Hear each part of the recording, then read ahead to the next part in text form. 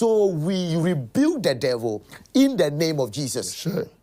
We don't act like Michael, who says, I rebuke you by the authority of the name of the Lord. Yes. But we say, go out in the name of what? Jesus. We carry the authority. Hallelujah. So if you want to carry the name, authority of the name, in using it upon the earth realm, it is legality that you need to understand. You need to understand how to use the name. That's it. You need to, first of all, be very loyal to the king. You can't act against the king and still use his name successfully. It doesn't work that way. If you are not loyal in yourself, it happens that this authority is so spiritual that every inherent qualities of it that must add together to work, okay, is embedded in the mental faculties and then also the receiving heart. So your heart must be cleansed.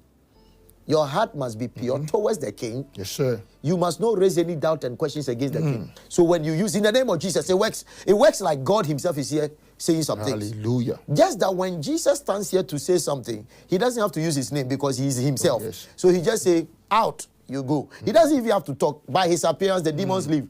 But we need to act on his name. Yes, sir. Now, it gets to a point where we have developed so much that when we get to an area, we don't even need to mention his name audibly because he says at his name.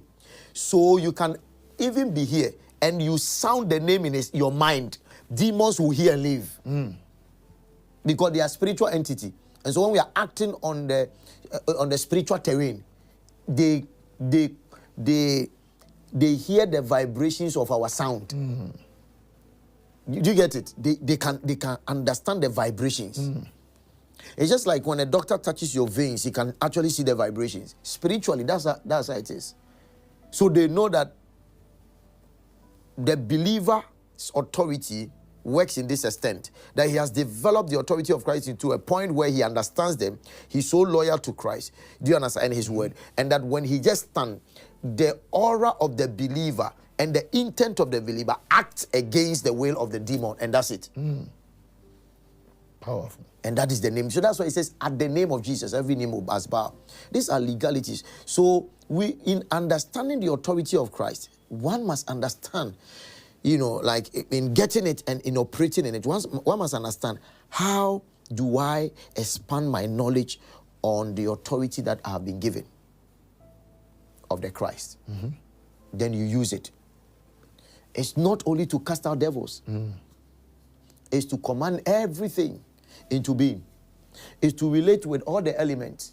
So you can relate with fire.